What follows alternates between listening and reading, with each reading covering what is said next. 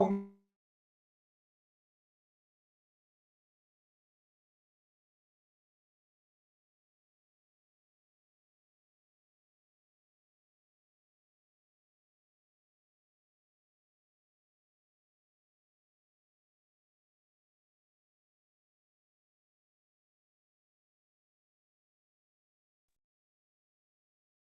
very good afternoon to all the participants here on this Zoom meet.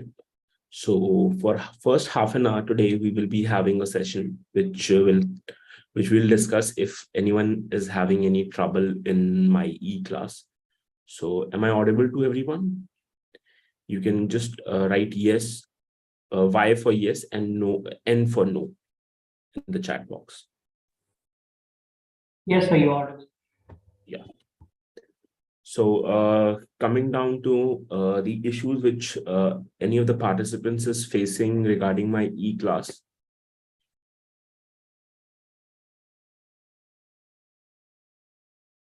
So they can just unmute themselves and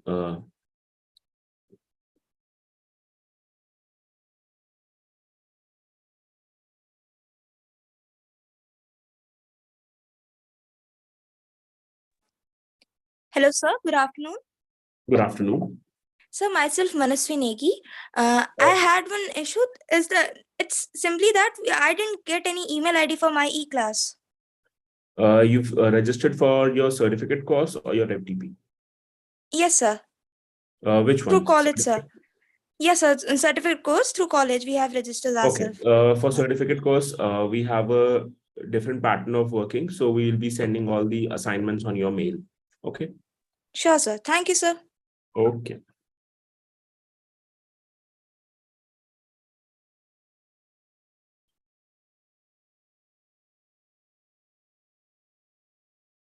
So any other queries we have? And can we have our participants can switch on their cameras? It will be better for us to like talk.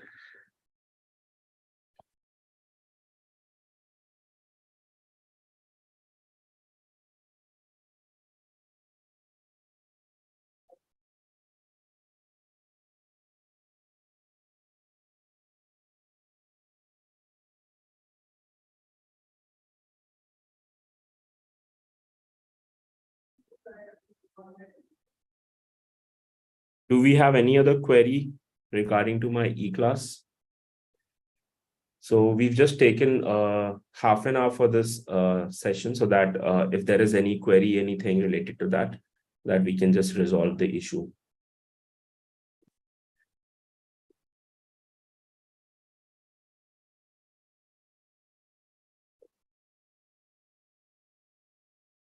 And I would also like to inform you all that those who have opted for option A, which is with the duty leave. So we request you to kindly send your duty leaves to the mail ID given over there on the brochure. And those who have opted for option B, so they will be given additional time of 15 days to complete their assignments, watch the videos, and self assignment videos will be given. So they will be given 15 additional days to complete their assignments, MCQs, and projects.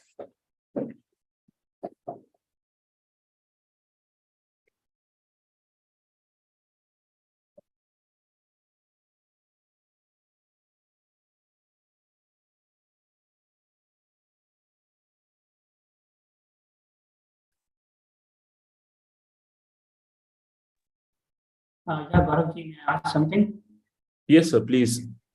That'd be So- great if we can have some participants speaking.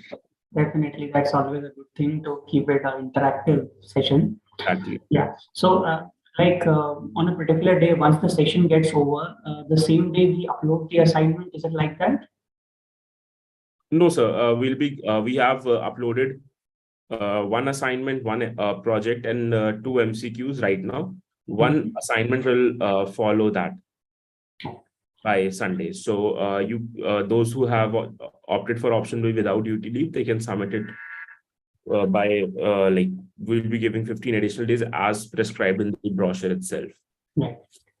Perfect. And whatever sessions we have, let's say if somebody misses one live session, they can always view the recording on. Yeah, the they can class. they can see the recording, and we have an option of marking the attendance over there. And also all the days feedback forms are also available now. Right. Got it. Thank you.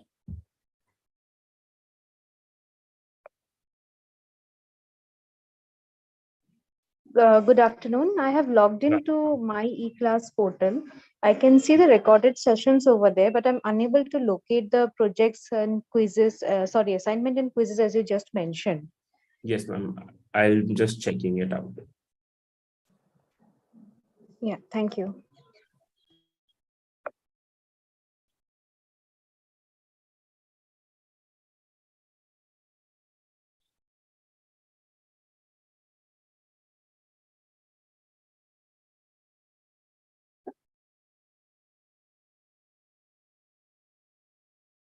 Achha, there is another activity which is given on my e-classes, photo ID submission.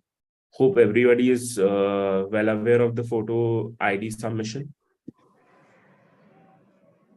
Yeah, I can see that on in the account. Yes. Below I've the just project. raised an issue over it. So I've just written your name over there. So they will just check out and let you know, like, if All right. I haven't at submitted times, my ma'am, there photo is some ID. Is that technical glitches also that also may occur at times. That's why they are not available, because on my portal it's available. So I have okay? just I was requested the wondering if technical team. They will non-submission. just, yes, ma'am. Okay, I know. I was wondering if non-submission of the photo ID is causing me to not access that, but I guess that is not the issue. That's not an issue. Okay, all right.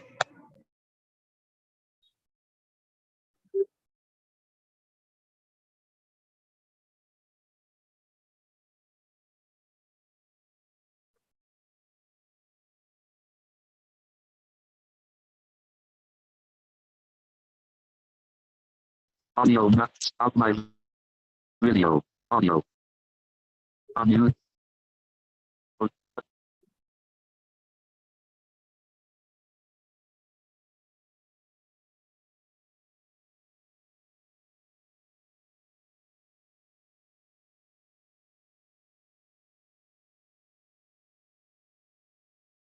Any other queries we have?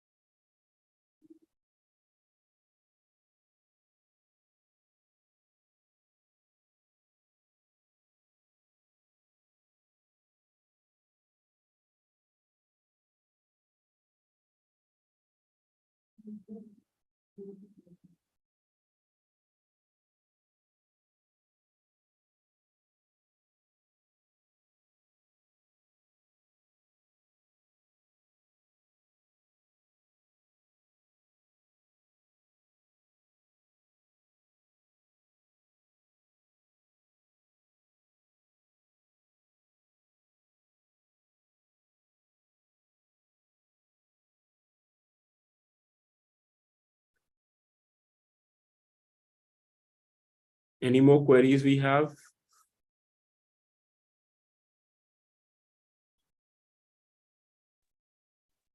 Good afternoon, sir. I'm Dr. Pratima Soni, sir.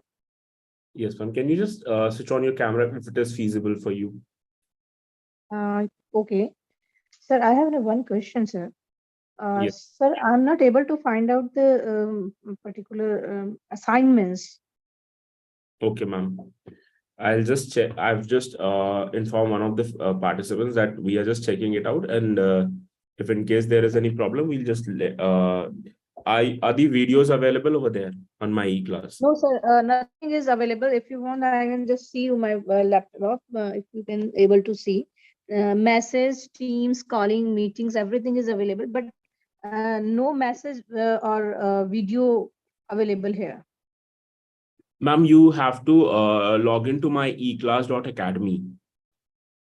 You must have, From where, sir? ma'am, I'll just share my screen. Okay.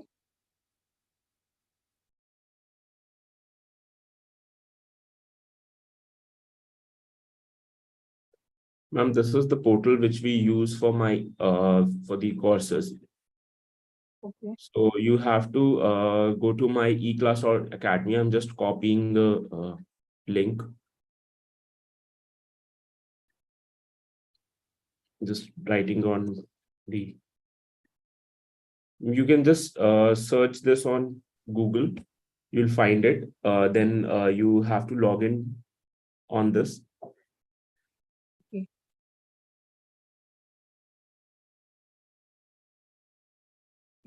I'm just type here e-class. My eClass.academy. My e-class. Okay. Ma'am, if you can even share your screen. I'll just give you the co-host. Sir, I'm working on laptop and I'm just attending this meeting through mobile, sir. No issues, no issues, I'm ma'am. not able to share, but yes, No. I'm open my this my Class.academy. You Yes. must have received one mail from my Yes, and eClass.academy. already I'm according to your mail, sir, I am open my account from on my laptop and web through WebEx. I think I'm already. Ma'am, my eClass.academy itself is a portal which we are using. No WebEx is required over there. Try to once again and let you know.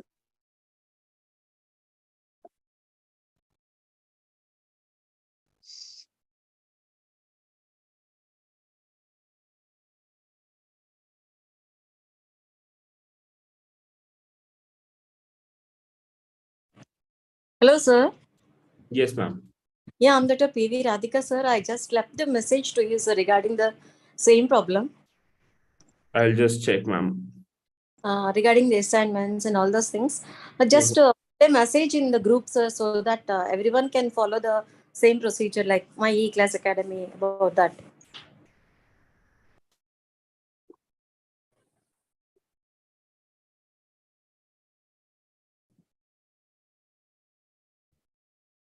Ma'am, we are only accepting for the faculty development program. We are only accepting the assignments through my eClass.academy. We do not use any other portal for this because this is the official portal which we are using for the faculty development program.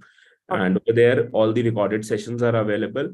The feedback forms will be available, and even your assignments, projects, and MCQs will be available. Because if we talk about the MCQs, it might get difficult for every participants if we make it another way, and it will also become tough for us to evaluate them. No, sir. That the about my E-Class Academy only. Just mention the portal name, sir. That's it. Ma'am, we've already mentioned the portal name, and I guess those who have already registered, they can. I guess, ma'am, it is your second or third program with us. Yes, sir. Actually, what happened, sir? I missed the first day session, sir. So I cannot get the procedures. So now I do all the things in the today evening. Ma'am, if you've already done FDP or refresher course with Yes, us, I which know, is sir. TLC and Droid Penal, Yes, so sir. the same email ID and password you require to log in. Yes, sir. I know, Okay. sir. I E-Class Academy. I will Yeah. continue. No problem. Okay, ma'am. Thank you, ma'am.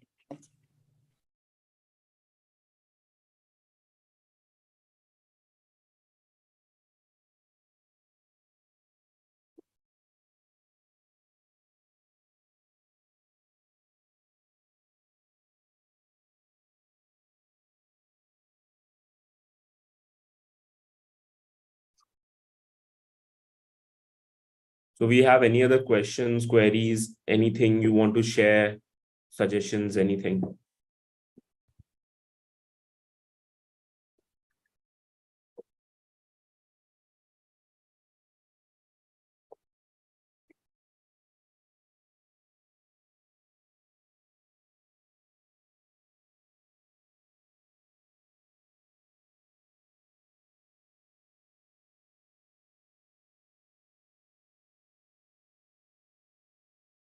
Even participants can switch on their camera so that we can take a group photograph while taking this session. Yes. We have Rajguru sir opening his camera. Muskan ma'am, VV Meenakshi ma'am. Hello ma'am, how are you? Sir, how do you do? I'm fine, sir. Same ma'am, doing well. Yes, sir. Now we have Latika ma'am with us. Any more participants switching on their camera so that we can take a group photograph?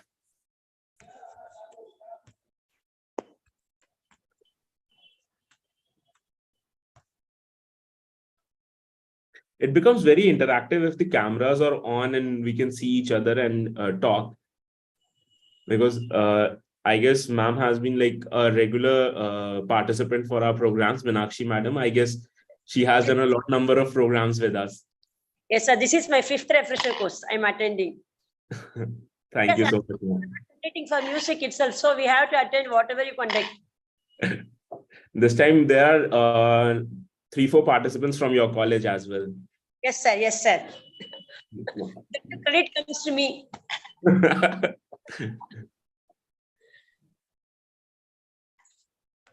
Just taking a group photograph.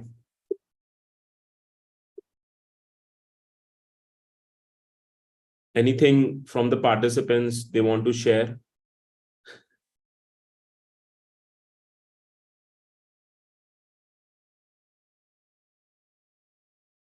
So if nobody is going to speak, so I will give the burden of speaking to Meenakshi ma'am, because she's one of the senior persons we have available right now over here.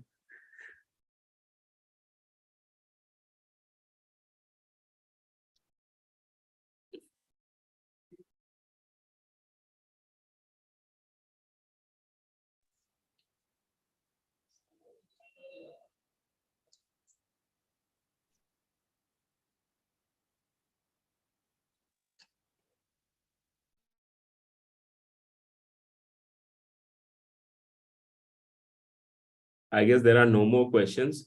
So we'll just wait for Dr. Rad to join in the session, and we'll have an interactive session with her, and hope everybody likes her session.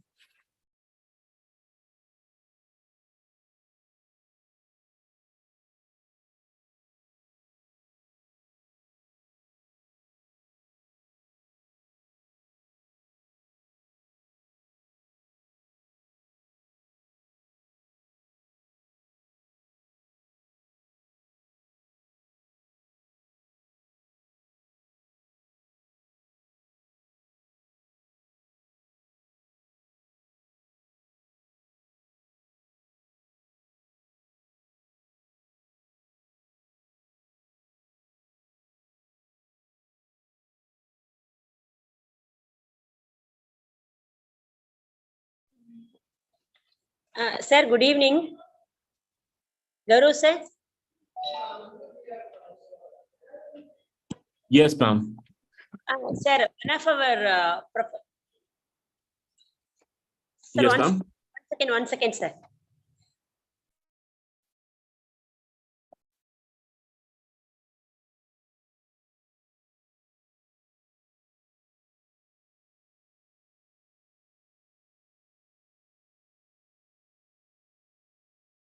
Yeah, Gaurav ji, may I add something? Yes, ma'am. Yes, sir. Please add on. Yeah, I was saying that till now the sessions have been very, useful for us, because there are so many things in research and publication which we didn't know, and faculties and as students in higher education, I think it's very important we know these important things, UGC Care Journal, citation, and all that.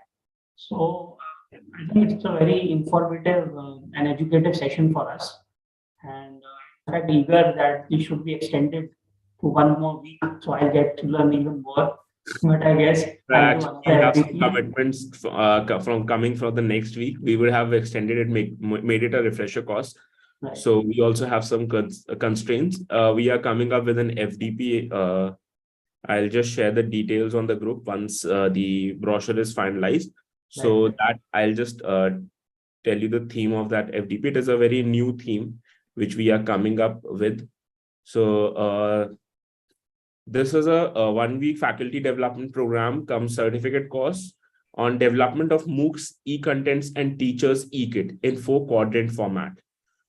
So this is the FDP which we are coming with GAD TLC. So we'll be sharing the brochures in the group.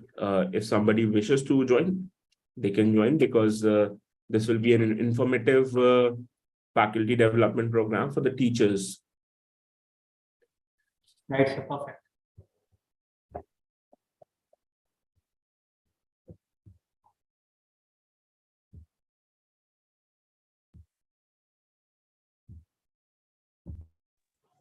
Gaurav sir, good evening. Yes, ma'am. Good evening. Sir, one of our senior professor, Dr. Lalita Jawahar, she's joined here now. She will sing our patriotic Vande Mataram song for all of us, sir. Okay, ma'am. It will be great for us. Yeah, thank you.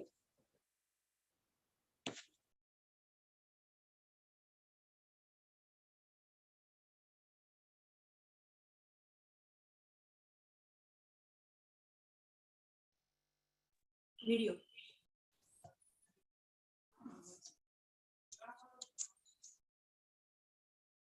Can you hear my voice, sir?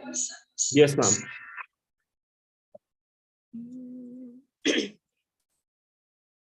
Vande Mataram, Vande Mataram, Vande Mataram, Vande Mataram, Sujalam, Sufalam, Malayaj Sheetalam, Sasya Shamalam, Mataram, Vande Mataram, Suprajotsna Pulakitayamini, Pullakusumita Dhrumadala Shobhini, Subhasini, Sumadhura Bhashini, Sukhadam Varadam Mataram, Vande Mataram, Vande Mataram, Vande Mataram. Thank you, sir. Welcome, ma'am, and thank you so much for a wonderful patriotic song you sung for the faculty development program. And it was wonderful. I have no words for this.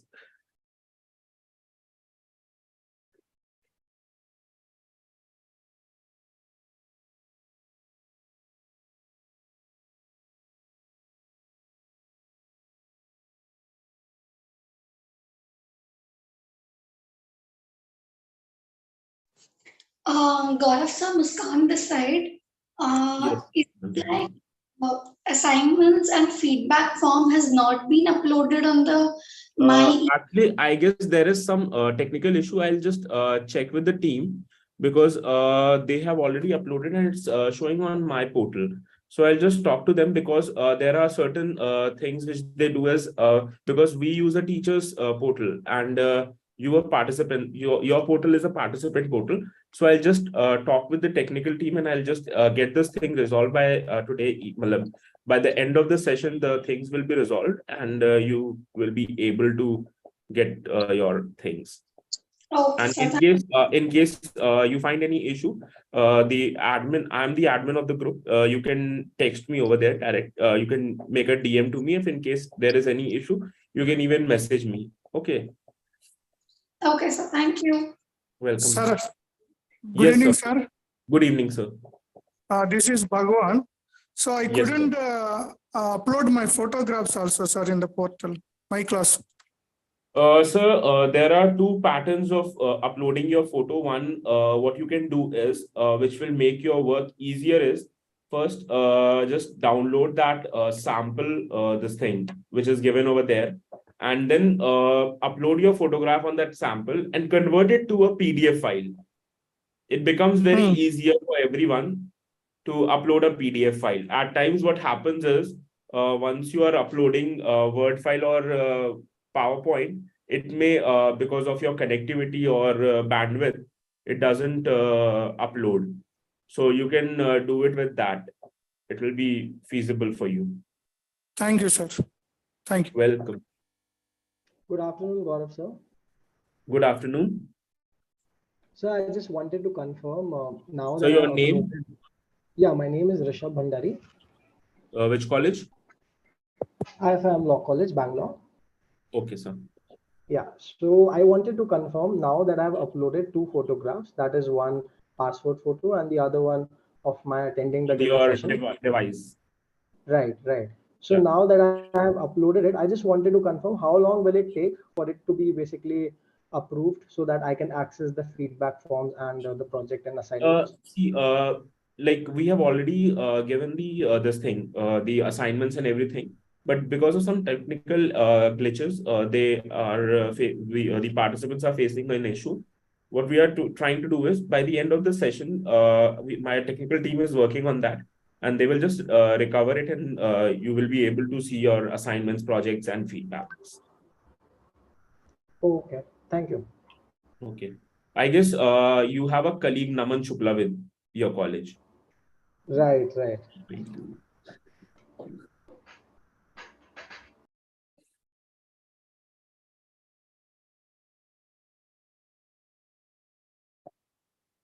So you are teaching what subject, Rishabh?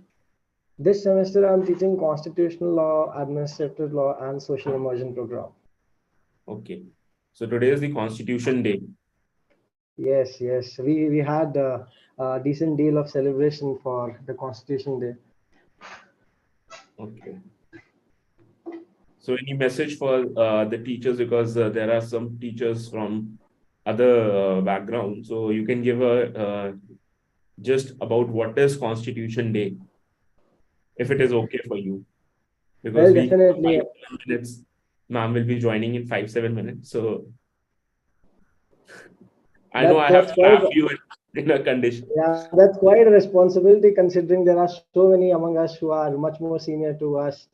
But I would definitely say that what we have in front of us today, that is the Constitution of India, it is actually an outcome of a great deal of struggle that was actually a culmination of the Indian freedom movement. And while we go on to enjoy the rights that we have as enshrined in the Indian Constitution, we should never really forget the struggle that the leaders went through. And of course, when we talk about the Constitution of India as it exists today, we should also not forget the statement made by the chairman of the drafting committee of Indian of the Constituent Assembly, Dr. B.R. Ambedkar, that no matter how good a constitution may be, if those who are going to implement it are not going to do that job correctly, then of course it won't be able to reflect the ideals that it's supposed to reflect. So yeah, that's pretty much about it. And what about you, sir? What do you teach? What is your area of specialization? Actually, we are running this Droid Penal Group, which is under the aegis of a society, which is a registered society in the registrar's office. So we are working for this, and we have major plans of coming up with law colleges, medical college, and nursing college. So this group is now actively working for the teachers, students, and now we are also going for the training programs of officers. So this is how this organization is working since 7 years now. The trust is almost 57 years old. The society is 57 years old. And this organization, Droid Penal Group, is just a venture which started in 2015 when I was doing my law from Lucknow University. So this you're is from Lucknow? Yeah. No, I basically reside in Prayagraj, but my education background is from Allahabad University and Lucknow University. So this is That's how nice. we started this venture, and your colleague Naman now has been a part of my organization since like 2-3 years. Yes, he was telling me. Hmm. So that makes us two of us, people coming from Uttar Pradesh. I myself hail from Lucknow. I completed my graduation from NLU Lucknow. Okay. You were a student of Askan Kumar Pandey, sir. That means. Yes, yes. He's a very he's closely associated to my organization. There are your present vice chancellor is associated to us.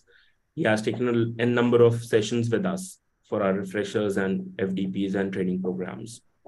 So moving on, we have our resource person with us. I would request Anubhuti to start with the session with the prior permission of the resource person, Professor Vimal Rar, ma'am. Sure, ma'am. Sure, sir. Ma'am, can we proceed with the... Yeah, good evening, everyone. Please. Thank you so much, ma'am. Thank you so much, sir. Good afternoon, everyone. I, Anubhuti Agrawal, welcome you all to the day 5 of 7 days online faculty development program on policy, ethics, and academic work culture, organized by Jagran Lake City University, Bhopal, and Deloitte Penal Group, Prayagraj, in collaboration with Guru Angad Dev Teaching Learning Center, a scheme under Pandit Madan Mohan Malviya National Mission on Teachers and Teaching, Ministry of Education, Government of India. Today, we have with us Dr. Vimal Ram ma'am, National Coordinator, Guru Angad Dev Teaching Learning Center. Professor Vimal Ra is a leading women edupreneur in the field of e-learning with a decade of experience in the corporate e-learning world and is amongst the pioneers in implementing ECT in higher education in the country. She has to her credit many research papers, a patent, books, presentations, projects, and invited talks at local, national, and international forums. She is also managing 3 centers working in the field of e-learning at national level, at Guru Angad Dev Teaching Learning Center, GADTLC, of MHRD Government of India. She has trained more than around 70,000 teachers, for which she was recently facilitated by Union Minister Srimati Smriti Irani at Center for E-Learning, SGTB Khalsa College. She has developed more than 50 MOOCs in 4-quadrant format for SWAYAM platform. She is the only chemistry teacher of the country to be awarded the National Resource Center of Chemistry of MHRD Government of India for developing ARPIT courses 3 times in row for all chemistry teachers of India since 2018. The quality of e-content developed by ARPIT courses in chemistry has been rated amongst the best in the country by MHRD. She has been contributing in policy making at national level in various committees like Online Courses Regulation 2018 of UGC, E-Governance Committee, Technical Committee of National Academic Depository at UGC, and Expert Evaluation Committee for National Education Alliance in Technology of AICTE. She has been a governing body member of around 10 autonomous colleges of the country. She is also the member of committee to review and continues the EPG Pathshala project in the next phase at UGC. She has guided development of video studios for many institutions, including for IACTE. She is currently in the committee of AICTE for technical book writing for engineering courses in around 10 regional languages for outcome-based education and NEP 2020. She is also the reviewer of chemistry book for this initiative. Professor Ra has been conferred with various awards like INSA Best Teacher Award 2020, Edupreneur Award by Minister of Education, wherein Delhi Ratna Award, Edupreneur Innovator Award, to name a few. Her design MOOCs have been published as one of 3 best MOOCs from India by the Department of Higher Education and Training, Australia Government. A warm welcome to you, ma'am. I now request Dr. Vimal ma'am to address the gathering. Thank you, Anubhuti, for your kind words of introduction. Thanks, Gaurav from Deloitte Penal Group and the entire team of Jagran Lake University, in whose collaboration along with GADTLC, this FTP is being conducted. And most importantly, good evening to all the dear colleagues who have joined in this program. And I will request those who are in a comfortable situation, please, you can switch on your videos so that we can interact. And in between my chats, I'll be able to access. And whatever is coming in your mind, your thoughts, because you're all learned colleagues. So the effort will be, I'll be just sharing my ground level experience which I got, I was fortunate enough to got the projects to work upon in the field of e-learning. And through that, I think in this FDP, when you're talking about the different aspects of teachers, I thought how the technology and the role of teachers is now changing, and how the publication in a different direction, and in our classroom also, we can integrate all this. I will try to give you an overview through this session. So let me just share my screen.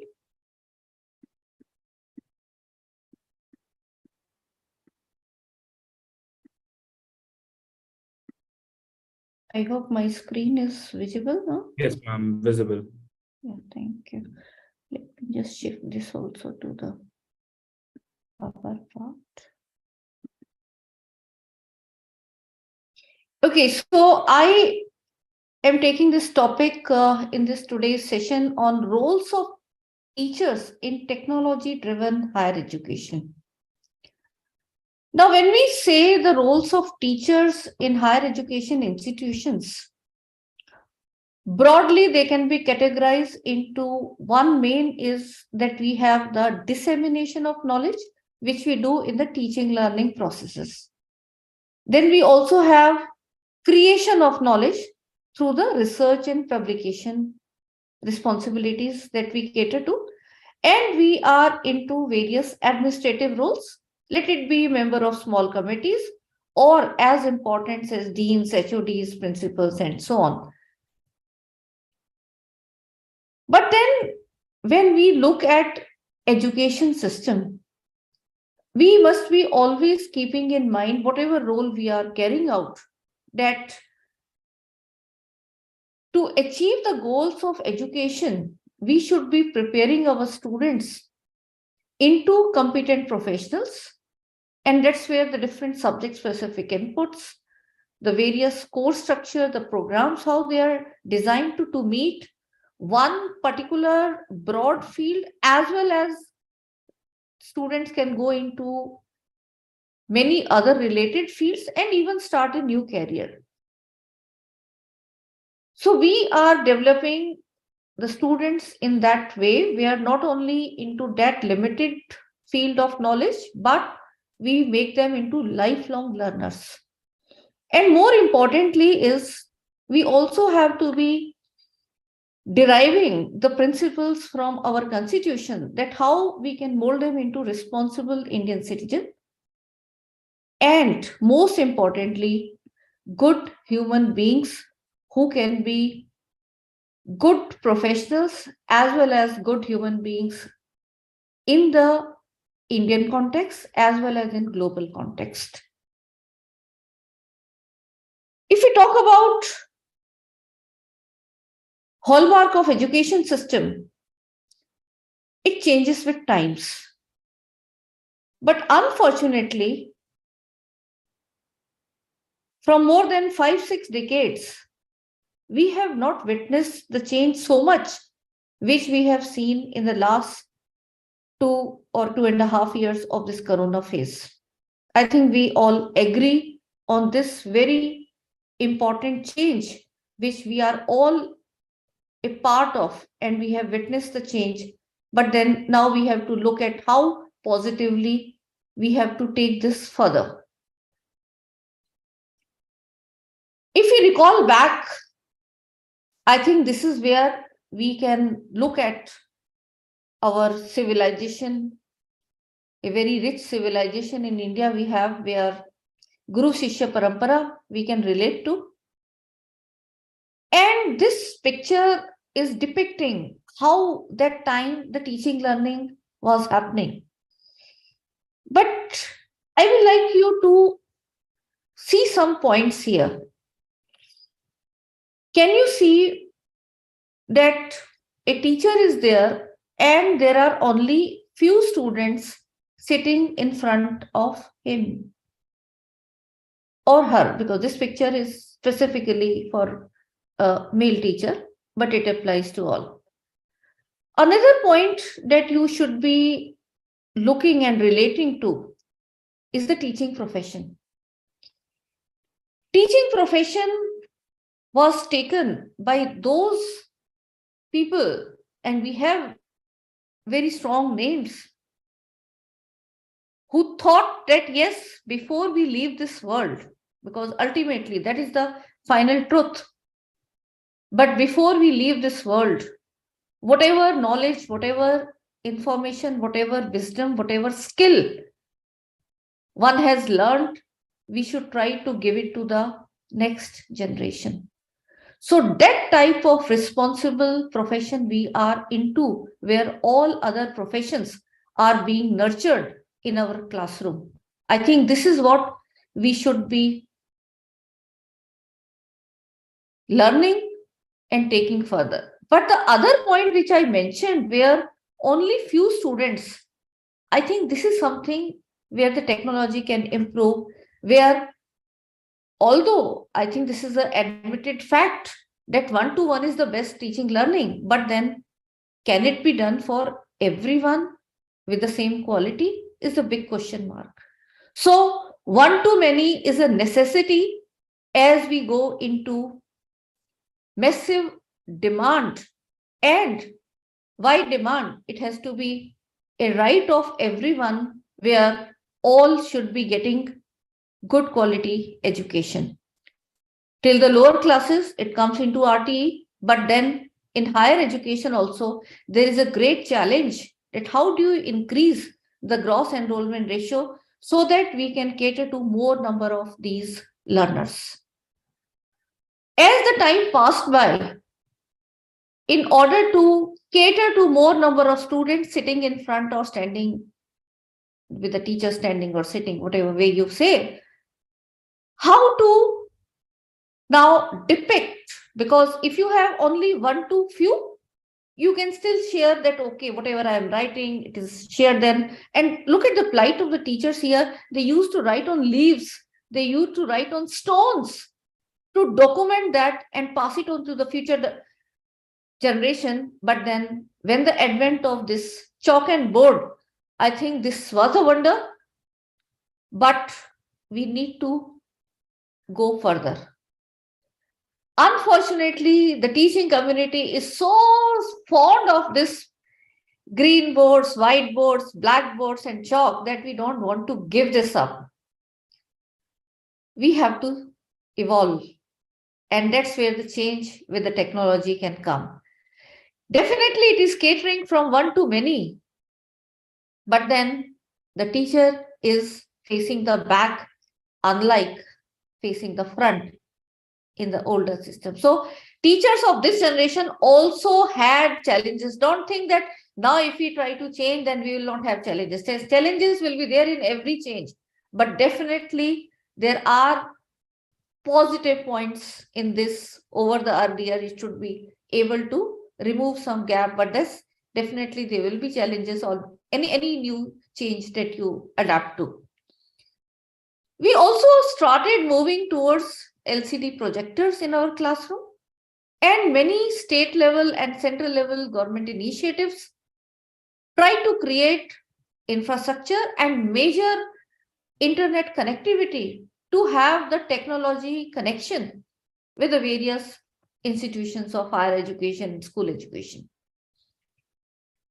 And we were perhaps preparing for that very high-end classrooms with gadgets to the students as well as to the teachers, and many institutions, they became front runners also in this. But unfortunately, teachers were not trained to adapt to this in a very positive. It was just like a video. Okay, this is a free time, you play and listen, and then I will be talking about this in class. It has to be really integrated into the classroom. Yes, Dr. Lakshmi, if you have any query or something, you please write in chat, and then we will have interaction. Or if said very important point, you can unmute and please say. You want to say something? Dr. Lakshmi, you have raised your hand? Or it is by mistake? So moving further, came March, April 2020, and we had Corona. So the students were not in front of us, and even we were captured at home in some time periods in between this broad phase. Now what to do? And that's where technology was the only savior. But then we had never trained ourselves how to use these technologies in a proper way. And still there is so much scope to learn it in a better way. It is just not replicating the model of the face-to-face classroom delivery through these online modes, but in online, the entire pedagogy has to be shifted. The way we conduct our teaching learning has to be changed. And how do you now address to this change? Going back right now, okay, we are back in our face-to-face classroom, but then leaving the technology is not a good solution. We have to take it in a hybrid mode, and that's where now we all have to be looking into the new roles of us as teachers.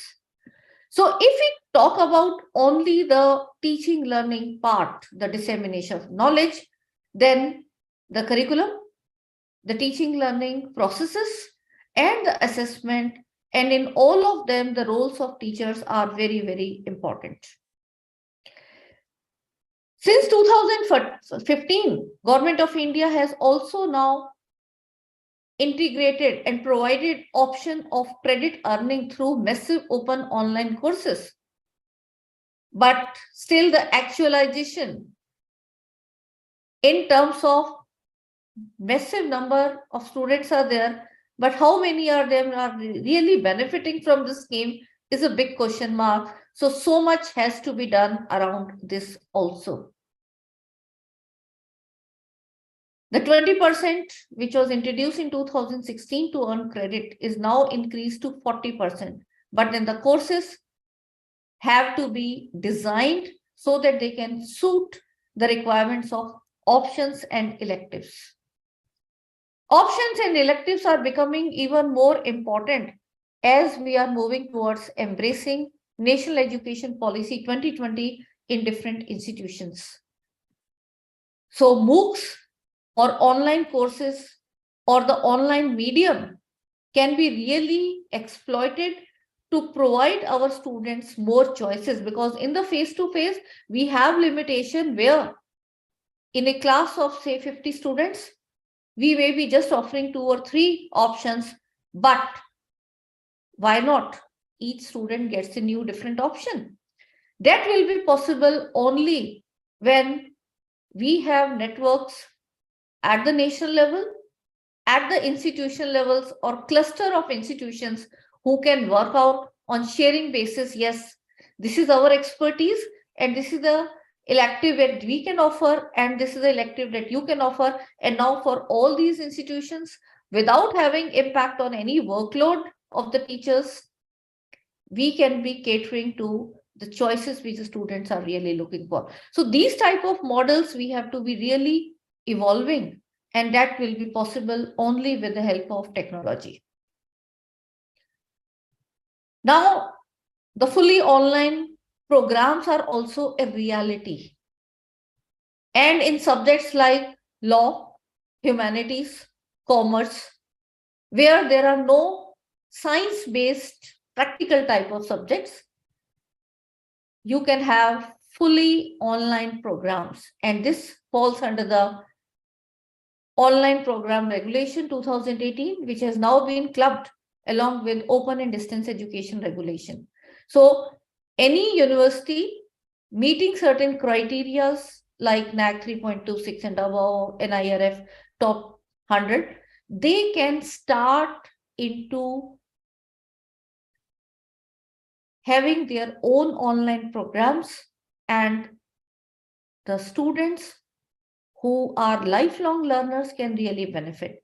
Because here, unlike the routine courses, I will say the face-to-face programs where we have the cutoffs, now we have the CUET type of national entrance examination. So if the student is not able to enter those institutions, can their institution offer some online programs of equal quality where the students can join without any prerequisite? So in online programs, it is the students' willingness to learn, because through technology you can cater to then as many number of the learners. But then there are also effective batches. If you have to have effective online programs, it has to be small groups where some generic part of one-way transmission happens, but then the interaction should be there in the closed group. You cannot have interaction in very large groups. That is definitely not possible.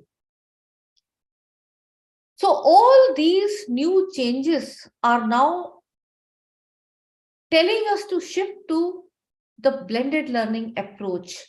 In our face-to-face classroom, how we can use what MOOCs, what online courses, what digital content, and how we can have the different pedagogies which are ICT empowered, like flipped classroom methodology and many others, which can be used in our teaching learning processes.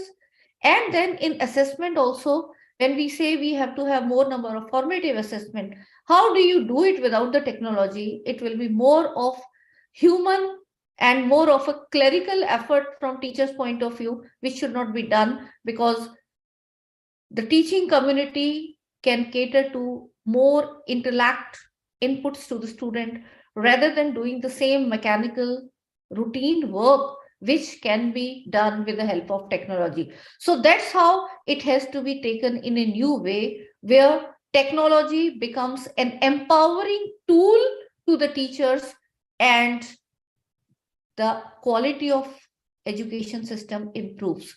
So the technology integration, not just for saying that, yes, we have bought this smart board and this is one smart classroom that we have, and rest all teaching learning is happening without the technology. That is not going to be really that.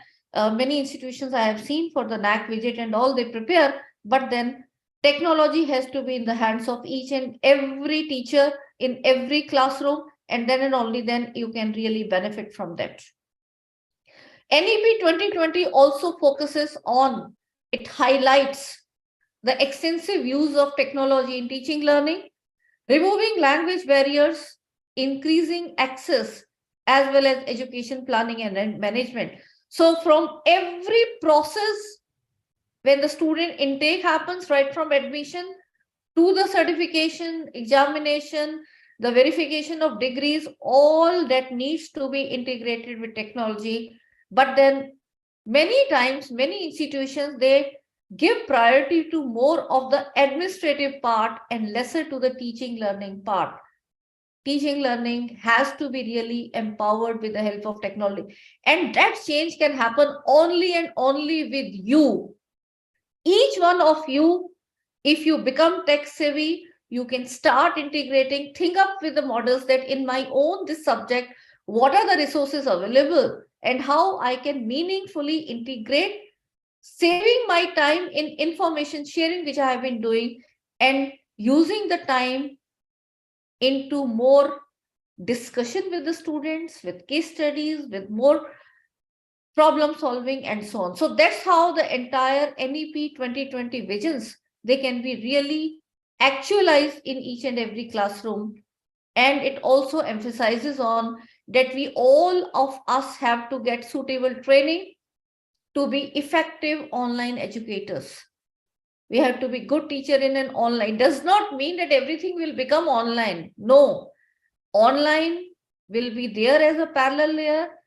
Face-to-face will be there, but the face-to-face also has to be empowered with the technology. And when you use technology, teachers will have to undergo rigorous training in learner-centric pedagogy.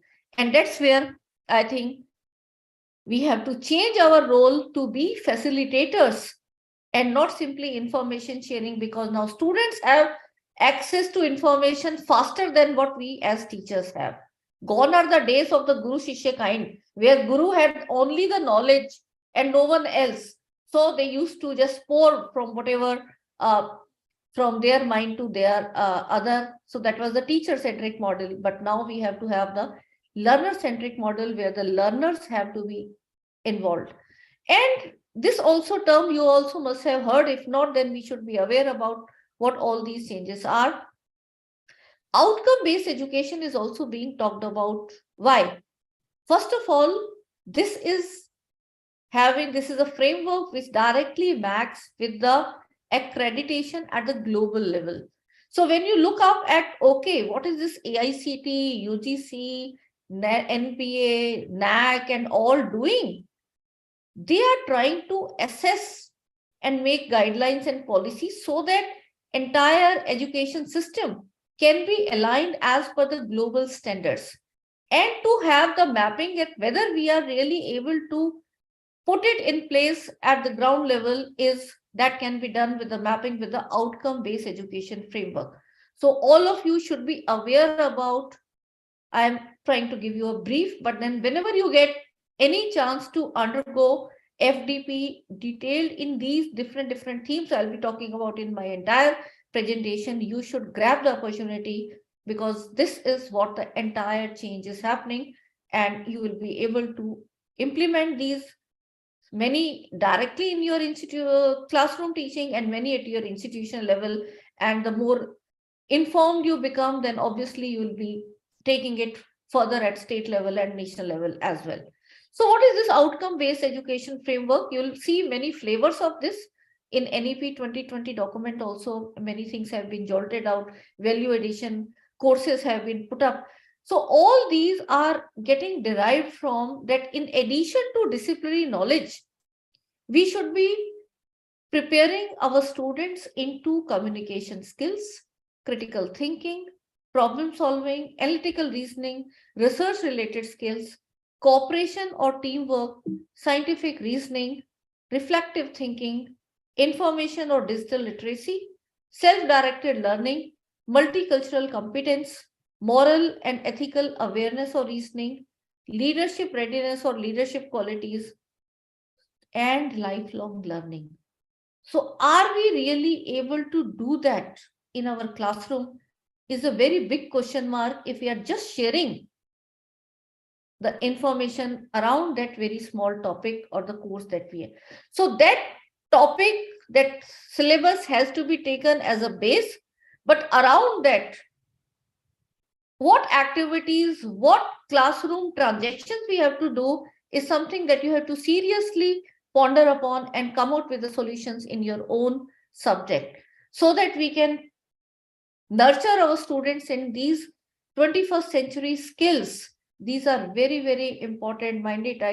I think for becoming even teacher, initially it was like, okay, you have to write, but now these digital skills, in addition to our subject specific skills and the communication and all, they are very, very important.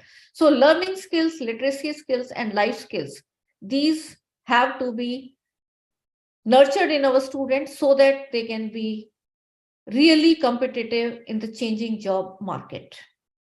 And somehow in our classrooms, we have killed the creativity. It is more of the rote learning. What the teachers know, that student will be just rote learning that aspect and maybe perhaps getting 90-95%. And when you ask anything or look at the employability, then there is a big question mark. Life is all about the interdisciplinary approach, but unfortunately in our classroom, we are so segregated. Even in, I come from discipline like chemistry, we have different branches. So what a physical chemist is doing, what an organic chemist is doing, and what an inorganic chemist is doing, there is no interrelation. We have to be looking at real life examples where the interdisciplinary approach can be nurtured. And not only, we are right now focusing on interdisciplinary and multidisciplinary in NEP 2020. And the idea is, again, because if you have a single institution which is catering, say, for example, only law, but then the real life examples cannot be catered. So the faculty from different departments, different schools, they have to be coming out with some joint projects where the students can be given multidisciplinary, interdisciplinary, and transdisciplinary approaches. Case studies where social and ethical issues are highlighted. We don't have to borrow the case studies from the Harvard or any other model. Come on, the case studies are around us. We have to be giving them the local as well as some global case studies depending upon the area of study. But then the local has to be, because the problems they are having in their immediate surroundings, if we can make small projects, some activities where the students can be involved in application of that knowledge, I think that's where the entire nurturing of creativity will come. We can even mention case studies where some accidents or tragedies happen, so that what could have been done to save this? Like as a chemistry teacher, the Bhopal gas tragedy. And it is not at all a chemistry problem. It is a legal problem. It is also economics problem.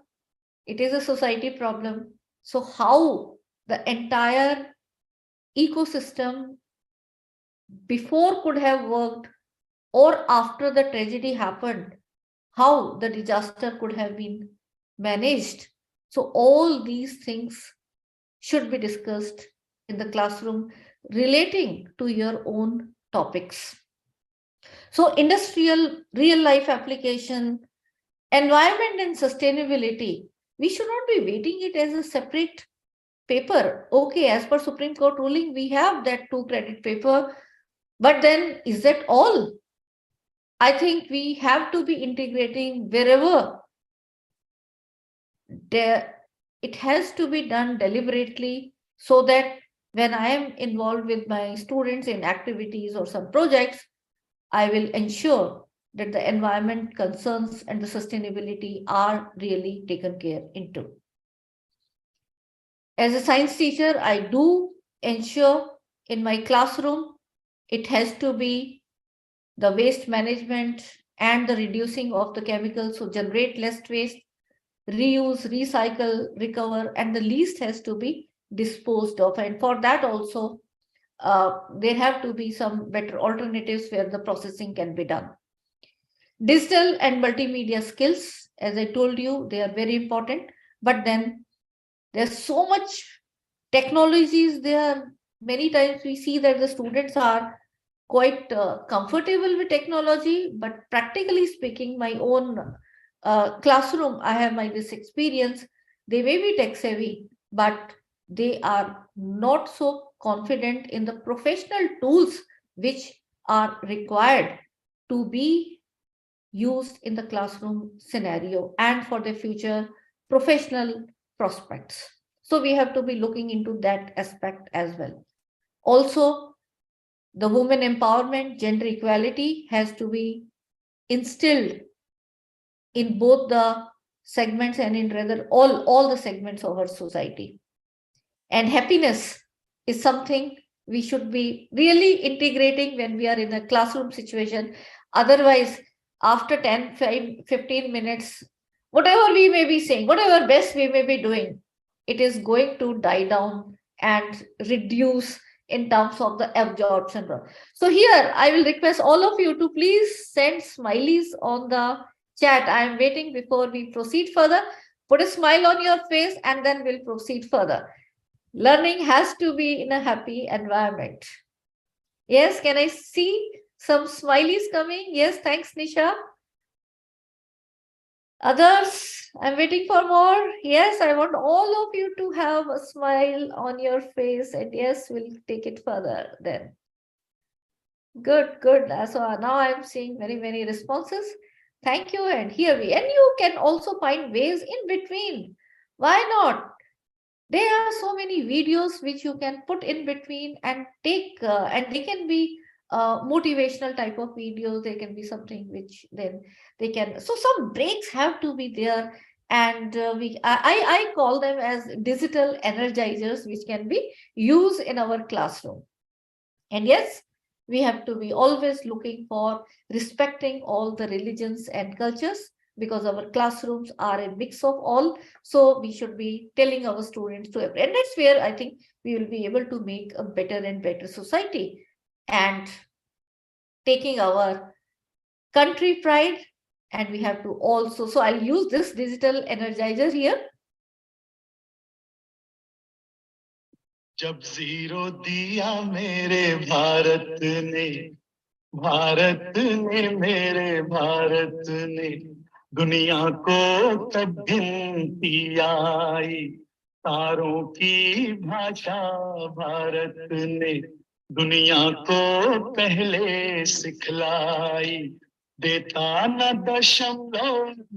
Okay, so there can be many numerous cases, and you can go into any number of them. So now, how do you see the future classrooms, which all of you are into, right? Starting from tomorrow. Tomorrow is Sunday, from Monday onwards.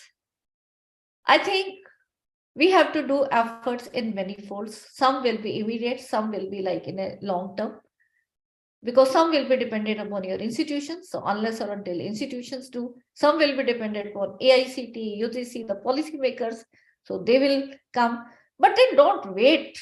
Whatever, wherever you can make the change, and the change can be so much huge that in the existing curriculum, we can integrate these things towards the holistic development, which I have been doing from last many years. The same syllabus is there. But then the type of activities, the type of engagement I do with the class has to be in a different mode, and that I'll like to share, and you can evolve your own model. So first of all, the teaching methodology has to be learner-centric and ICT empowered.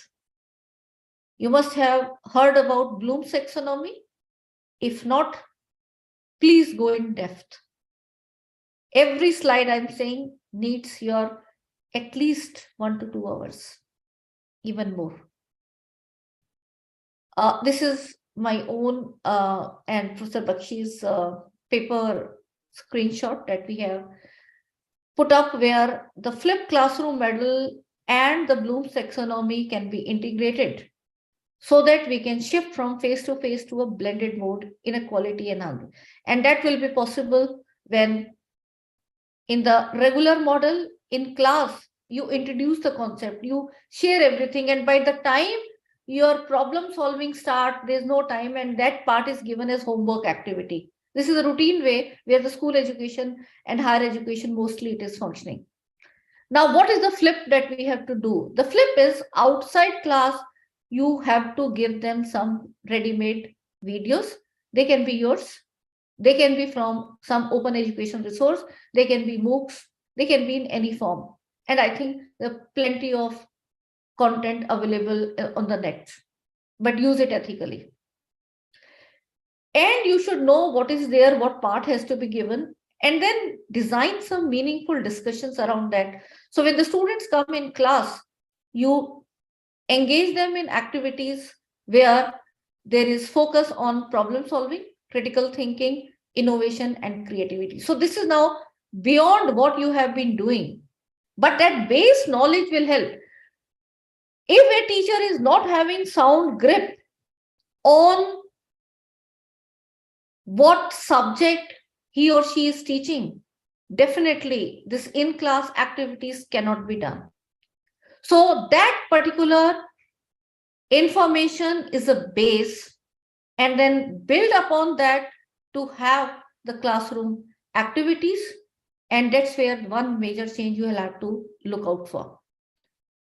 While doing that, you also have to keep in mind the learning outcomes. So when you're designing the curriculum, or if it is already there, then you should be able to see, when we say learning outcomes, mostly we have been focusing on know and understand, but I have highlighted here to be able to do. So we have to look at those activities, those things, skills where the student will be able to perform.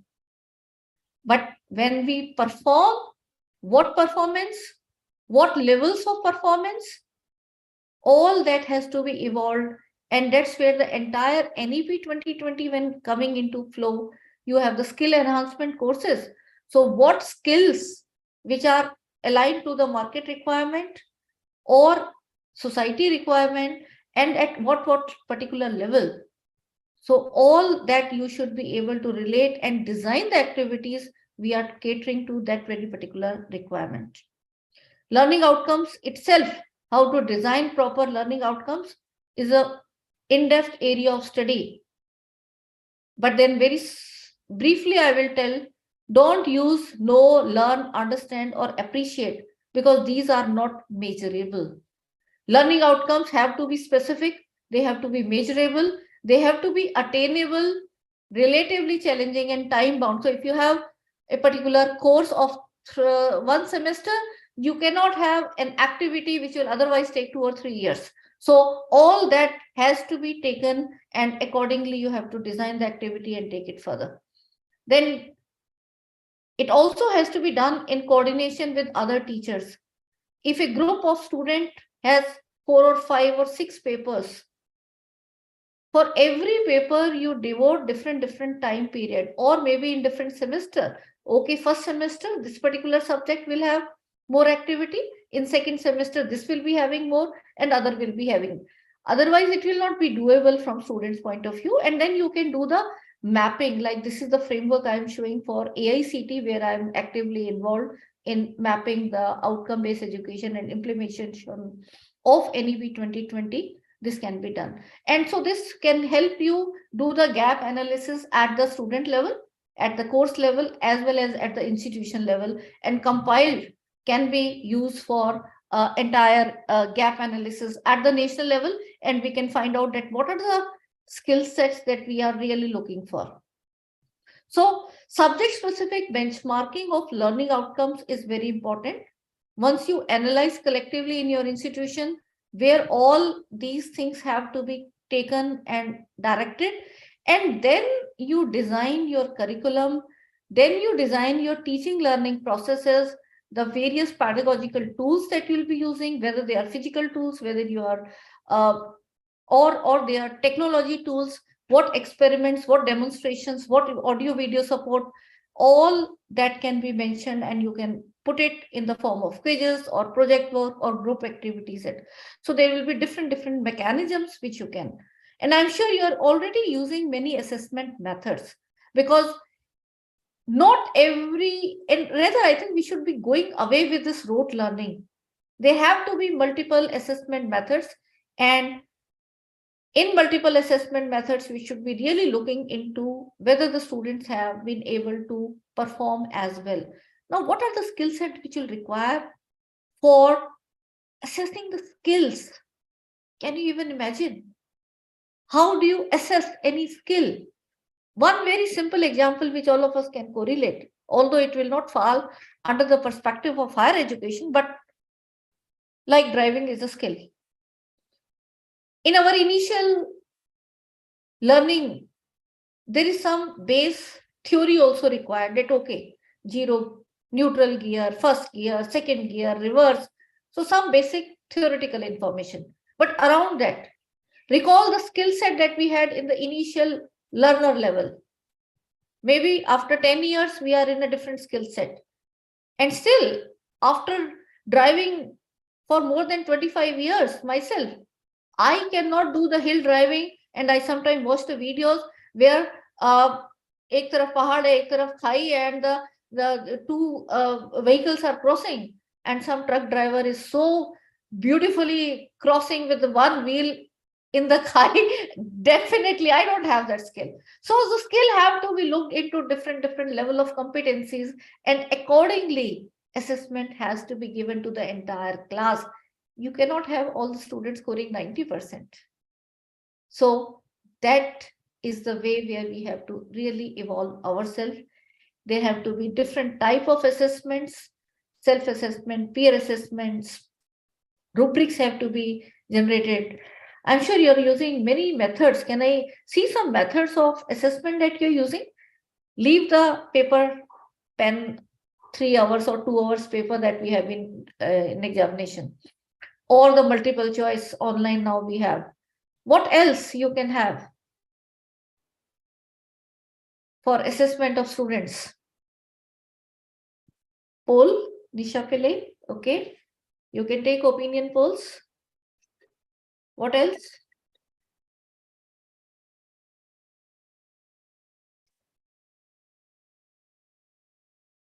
Presentations. Can you give some group projects? Their writing ability for projects, case studies, yes. But then case studies, giving case studies, how do you assess?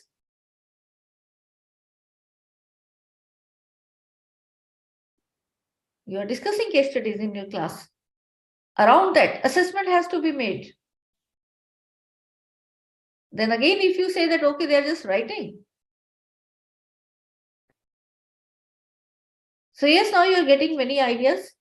Presentations, group projects, portfolios, all these things can be there, but then you have to also learn the rubrics, that is how the scoring or grading tool can be there for criteria so that there's a uniform. So if I have to assess some driver on the skills, whether I assess or you assess or anyone else in the world assesses, there should not be any major change. We should be able to rate him or her, grade him or her in the same competency level, and that has to be now done. So this was is an example of engineering where we are doing the mapping. But then all this, what I'm saying is, teachers usually say to me that we have the same limited time. How do we now go about? If you are not tech savvy,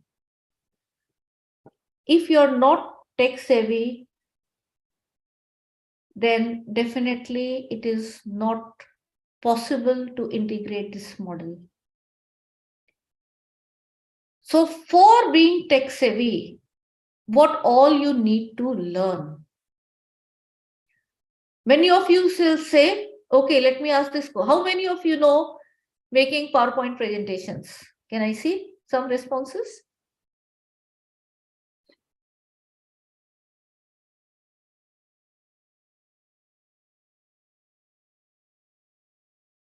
All of you use PowerPoint in your classroom? Yes. Excellent presentation, Dr. Meenakshi. Good. Yes, Shalini. Okay. All of you know PPT?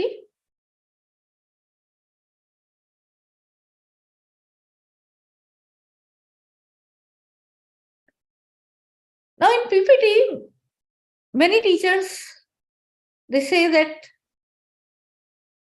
our students say, ma'am, you give your PPT, sir, you give your PPT.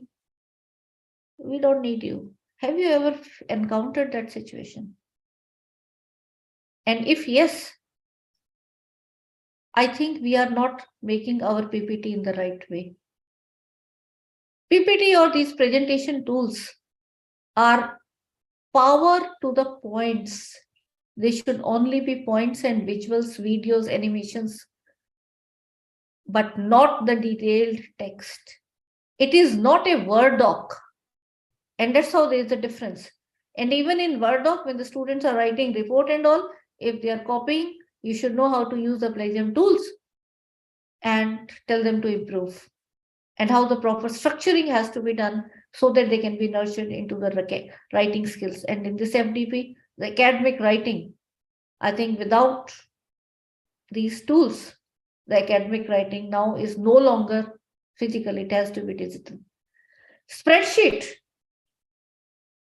I think I'm getting answer of spreadsheet Excel from Dr. Meenakshi. Dr. Meenakshi, I'd like to ask you, how many years you have been using Excel?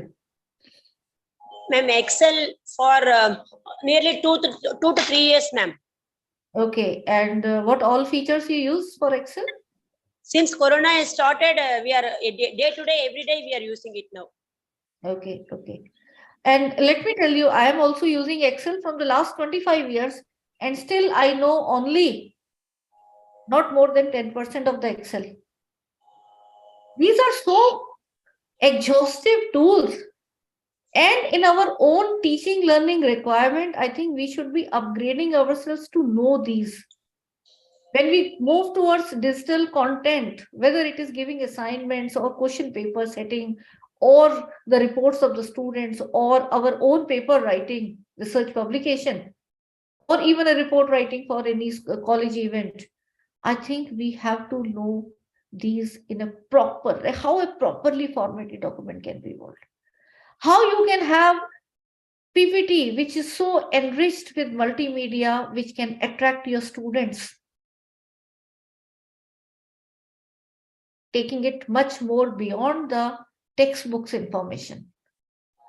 So all this is, and in spreadsheet, how you can have many subjects where the graph and the all these can be made into more visual, the data can be converted into more visual way. And not only the spreadsheet, now you have so many Power BI or Flutter type of tools where this visual thing becomes so easy and less putting like formulas which are required in Excel. Live video conferencing tools, all this we have to, but this chalk and board, I think we should try to go away because our efforts are getting washed. If you can capture, every day you can capture your class, the meaningful part, you can in between pause and then again capture and put that accessible to your students. Because why you have to do the repetition?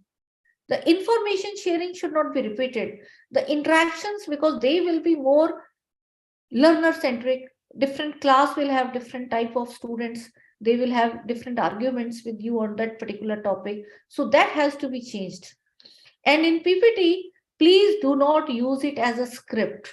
If you're using it as a script, whatever written on the book or whatever notes we have created, many I have seen, they're just taking a photograph of that and putting here, not even making efforts to type, or they will get it from some digital Wikipedia or any other thing, copy paste there and then put. No, that is the worst way of using PowerPoint, because you will be making yourself redundant in the system. PowerPoint should be there to empower you as teacher, not to replace you. With the PowerPoint or any other technology, you should be able to enhance the quality of education that you have been delivering it without the technology. Not just replicating the model, which we have been doing, कि जो board पे लिखा, वो यहाँ लिखा, काम आसान हो गया, पढ़ देख के पढ़ लेंगे. That is the worst direction our education system can move into. We should be able to take our class in a directed way with the help of PowerPoint, writing important equations, animations, which can help the student visualize. If there's a complex equation like here, I can put it in steps, elaborate on that in my classroom. It should not be a kunji or a guide for a teacher that, okay, whatever is there, you are just speaking it out. Come on, that is not the teaching, learning which is happening in the classroom or which should happen in the classroom. It should be adding the visuals and animations and audio should be adding to the teaching learning experience which both the teachers and students are having collectively.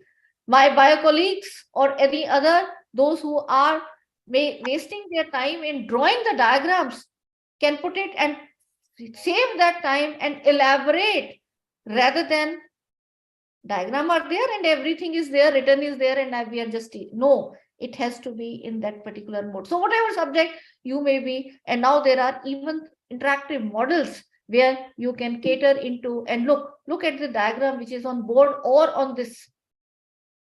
This is the cell diagram, it's a DNA. This is the brain model where you can. So this is the effect that you can have in simulation, and there are plenty of resources. And still, if you feel that there is something that we used to write on the board, and many of my chemistry colleagues will say to this me that वो धीरे धीरे जो हम electrons को घुमा के दिखाते हैं, come on, that also can be captured and we can use it in our classroom. Give it to the student to watch this again and again and again as many number of times. If the student has missed the class, then also they are not missing on studies. That is the way where the technology has to be used. Not that, yes, now you have missed the class, you better. And there are slow learners. Many learners will require to access your class 3 or 4 times. Are you able to deliver that in the face-to-face mode? No. But then once you have all so much content, you have your notes, you have PowerPoint, you have your videos, you have interactive pages, you have gaming tools, all these links, where to put up in a structured manner is where you have to know how to create the virtual teacher-student group. The virtual interactions can be there, discussion forums, online queries, and every institution now, as per the UGC and other policymaker guidelines, as per NEP 2020, you have to prepare yourself for learning management system, which is a close group of yours and your students, and you can put your content, you can see whether the students are watching that content or not, and tell them to upload assignment, quizzes, and so much can be done. And if you know that, you can handle your individual teacher job, and you can also contribute towards state level open education resources or national level open education resources being created. And the future of publishing, the copyright, the royalty-based publishing, which we used to have simply books, is now all e-books, and the digital format. There also the publishers are using learning management system, so it will be of great use if you know how creatively you can make different type of interactive learning experience as well as the assessment ways with your that particular content, and how to structure that. If you have got some project of MOOC which you can write, how to put it in week-wise or unit-wise format, what all can be added, how to upload the content, do the compression, or maybe you're diverting it through your YouTube channel, the PDFs, the PPTs, Word docs, the links to other side, all that can be provided in your learning management system. Quizzes, not simply MCQ, not simply true false, not simply match, which we have heard about, but the drag and drop, numerical based questions, audio and video based questions, crosswords, all that can be automatically checked by the technology, and you have to just prepare and go ahead. And every year you keep on evolving that, change the batch of students, and your base content is always there with you. That's the power of learning management system. But when you're preparing questions, every question that you're preparing now is a pool. You should be putting proper tags, whether which level of Bloom's taxonomy, which difficulty level, which subtopic it is, so that later on, if you make any quiz, you can make it as per the different learners' requirement or as per the different level of difficulty. Initially, you may like to give some simple quiz, then you go to the higher level of difficulty. So all that mix and match is possible. So these are, this I will show this example where you can see this is the drag and drop question.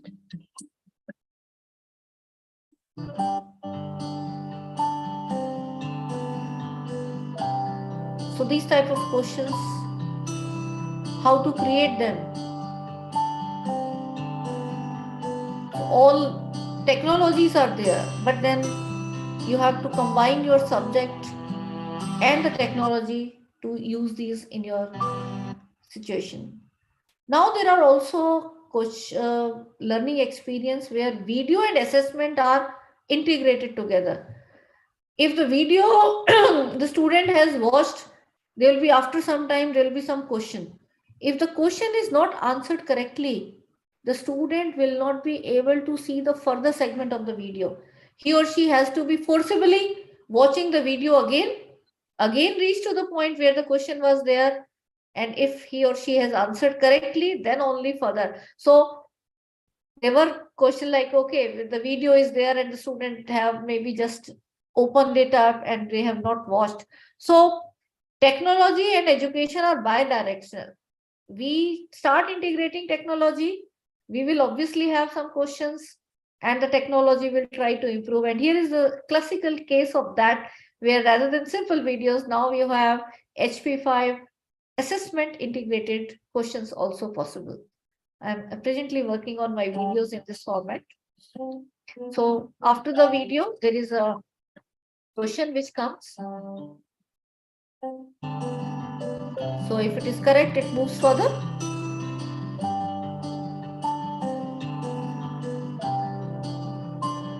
This is wrong, so watch the video again. You will not be able to. So that's how it goes. And then in institution level, you also have to be preparing yourself for online examinations. We conducted this for the University in 2009. How to create different questions. You should be also giving some demo to the student so that it is not the first time they are looking at the interface and then facing challenge. And various, like even in our ARPIC program, we had this online exam. This was conducted by NTA. So there were different modules. So how uniform question has to be there even if the examination is happening in batches. So how do you frame those type of questions? The proctored, I think this is again, when we move towards the fully online programs, we have to have the proctoring technology, and they can be different types of proctoring. They can be recorded proctoring, they can be live proctoring, they can be physical proctoring, and they can be AI driven proctoring. So we should be knowing about all these if we are going over into the institution level into the online examination.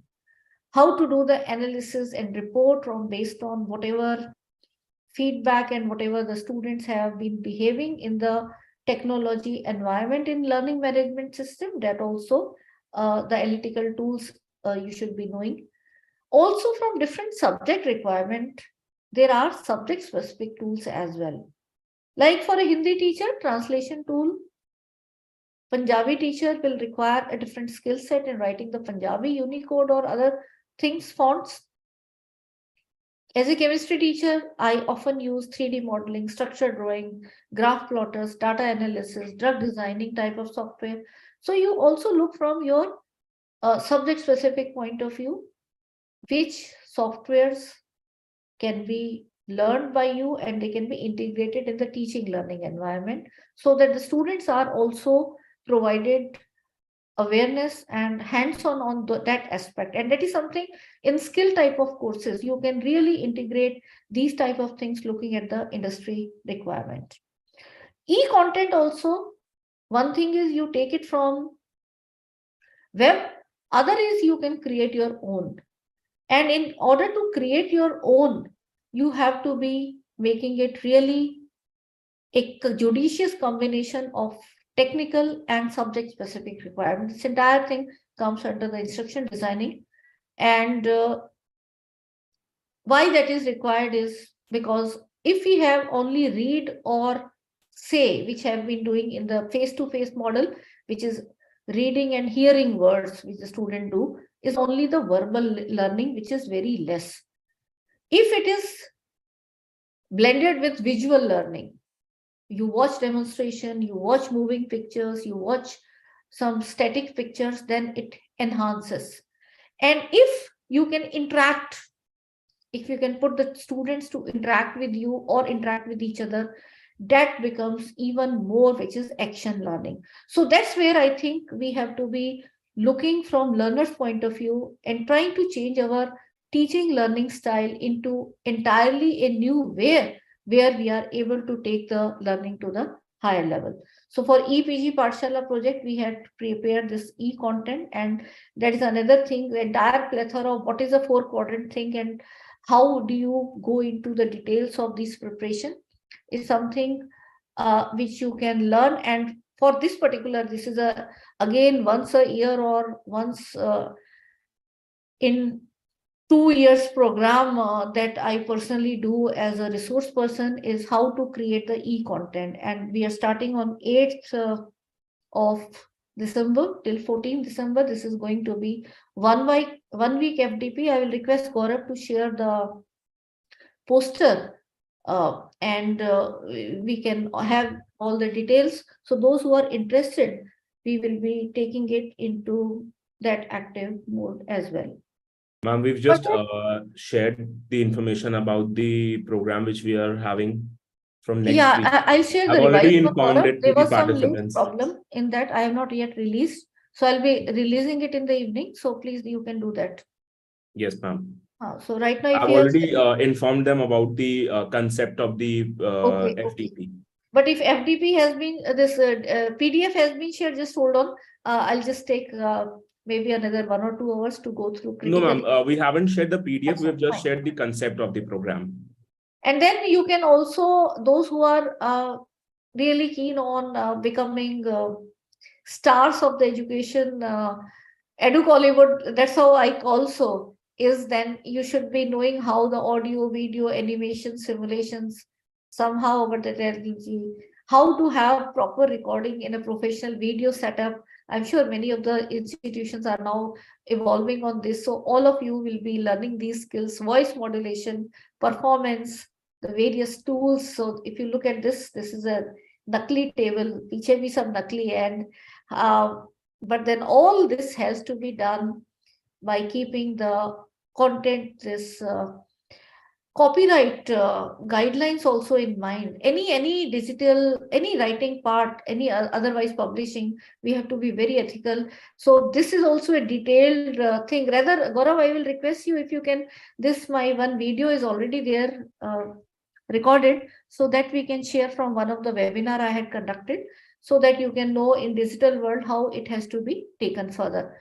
And now when we when we are integrating technology, if you look from futuristic point of view also, we have students coming from different section. So we have to be also looking into whatever we are creating, whether it is also assistive. So what assistive technologies can be used in our teaching learning environment? If you are from a discipline where the students are coming from different segments, I think we have to look into that and accordingly also cater that part into the digital content. But this is very big challenge, yet so much has to be done. Although there are so many technologies existing, like for example, an Innovasis system, it can let the deaf and blind people watch the television in real time on their own, and audio and video information from the TV is sent to a machine called as a refreshable braille display, and they can then so it's a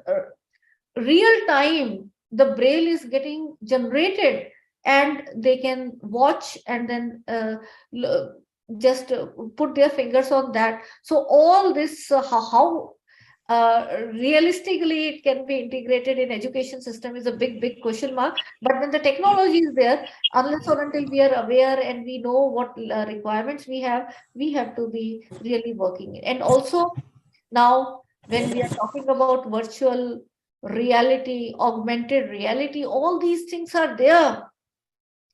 How to integrate them is again a big question mark. So much change has to happen in higher education with the help of these technology. You look at the flight simulators. Pilots don't sit at the first day in the real flight cockpits. They will be doing many hours of practice in the simulators. So that is such a high-end skill where the lives of so many people are on stake. Suppose that pilot is just flying without, imagine what will happen. Even if there is no one else, his own life or her own life, and along with such costly infrastructure, we may be ignoring that. Yes, yeah, maybe we are not into, but then it is a very hidden thing. The society getting nurtured in our classroom, it will boomerang like anything if it is taken into wrong direction. So education has to be taken into that way. And the examples which I always say in my almost last part, I think the ethics, the values also are very important, and they can be done. When we go away with this information sharing, come on, that can be relegated to the technology. There's so much more which has to be done in our classroom environment, and we have to be taking the technology so that they can be models where AI can provide personalized learning. I think that's where I started with. One-to-one is the best. But here, this does not mean this is no teacher. Rather, there are lakhs of teachers helping the students, but at her own pace, when she is ready to learn. So technology will provide that type of flexibility, the learner-centric model, but we have to look it into a holistic way as teachers, try to prepare ourselves and come out with models which can be really taken into a very, very positive direction. Even NEET platform is there where AI is being used, but at a very elementary level, so much has to be done in that direction as well. So I personally feel that all of you should be now regularly going into capacity building into all those areas which my every slide will mean at least 1 to 2 days of learning, at least. And I have been myself learning for the last 25 years now. Right now, I am evolving myself into the AI and how the gaming tools can be used into higher education. So much to learn because technology keep on changing and learning. But I think this MOOCs and quality content can really empower us as teachers. So the difference level between the institutions across India we are having, I think that can be reduced. The digital gap can be really reduced if we try to find out even the access devices which can go to the grassroots level. And I think so much is already being done with the 5G and so many things coming. With the smartphone becoming cheaper and cheaper, there can be libraries of smartphones, and so we have to evolve the model. So once we use that, but then where is the content? If the content is not there, it's like you have bought the TV, but you are not watching it. Unless or until you start making good quality content, use it in your classroom, give it to your student as active assignment part, then definitely that change will not be there.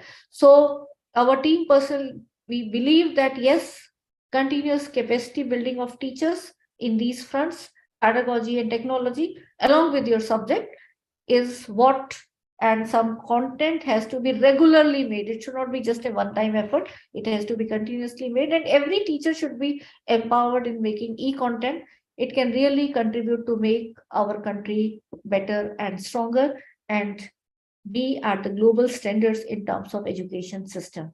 So let us together meet the challenges which post-corona time has thrown us. We should not go back to the pre-COVID time, but yes, we should be integrating technology to empower ourselves and to enhance our education system. And that's where the GAD is sincerely working, many individual events and many collaborative events. And you can send your proposals for collaboration if you have some theme which we don't cover. But then the e-learning, MOOCs and e-content is our own specialized expertise, and the coming up program where I will be taking most of the sessions and will also be training you on the hands-on part. So thank you, Gaurav, for giving me today's session where I could share my thoughts with my colleagues. And if there are any queries, always a pleasure having you with us. So any questions, if you have, please, you can unmute and ask me.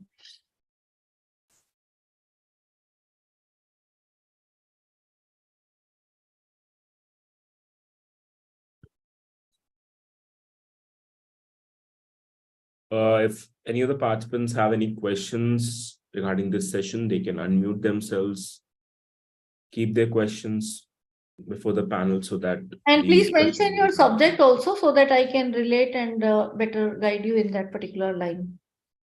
Yes. I think Professor Meenakshi is from music.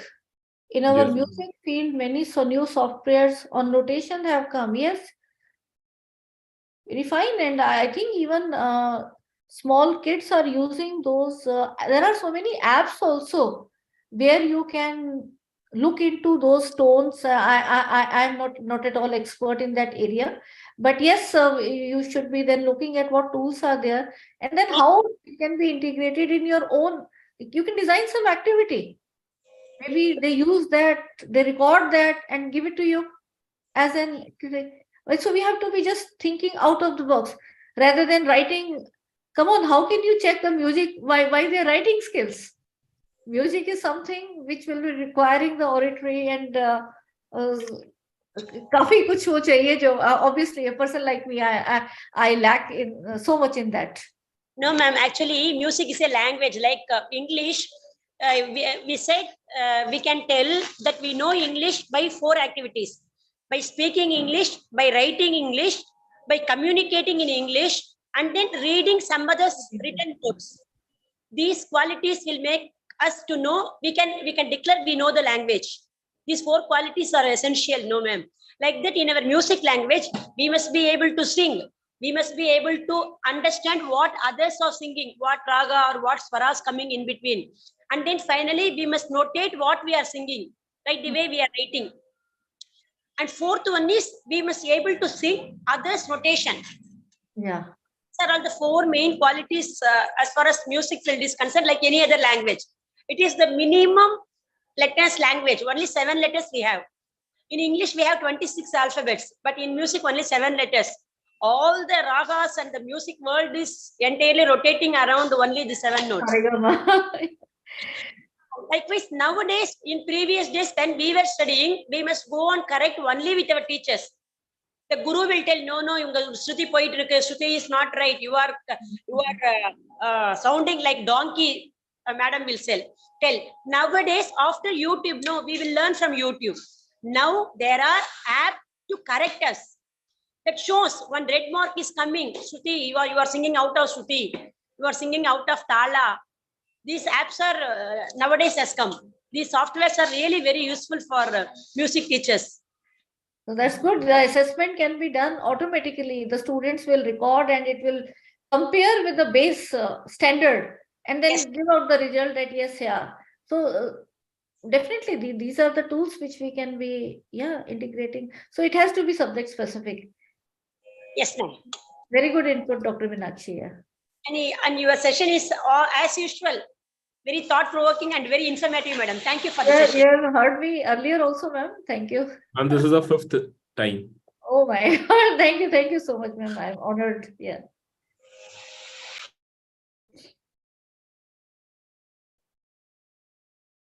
Any more questions? Yes, anyone else? Thank you, ma'am. Thank you. Yeah, I think Thank you, madam. Vikas Kumar, no? Yes. University. Thank you. So I find there are no more questions for the session. Thank you, sir. So moving towards the formal vote of thanks for this session. Thank you so much, ma'am, for being a part of this faculty development program and collaborating with us for this event and being one of our resource persons for this faculty development program. And we are highly obliged to have you with us on a very short notice and hope to have more sessions with you on other platforms. Thank you so much, ma'am. Thank you. Goodbye, everyone. Bye. Bye, ma'am. Keep smiling. Thank you, madam.